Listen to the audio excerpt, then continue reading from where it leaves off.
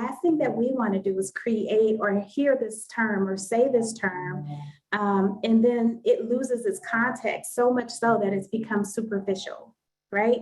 And it becomes like, oh, woo-woo, here we go, trauma-informed care, right? Trauma-informed care is the technical term that we choose to use.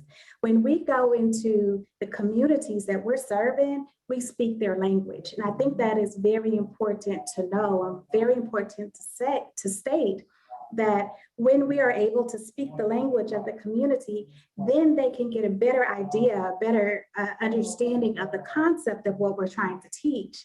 And then they themselves can accept it and then go and teach somebody else.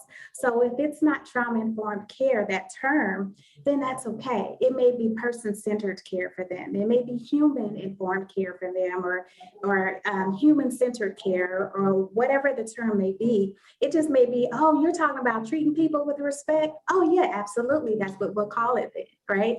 And so we just don't want to put it out there that you have to be hung up on that clinical term, trauma-informed care, because once we're hung up on that clinical term, then we shift from something that it's like something that we have to do, a checklist. We have to treat people with respect. We have to have that compassionate care. We have to be aware of what everybody's feeling.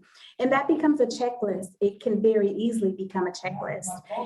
So we want to get away from that, speak the language of the community, and then trauma-informed care becomes something that we do, right? It becomes trauma-informed caring.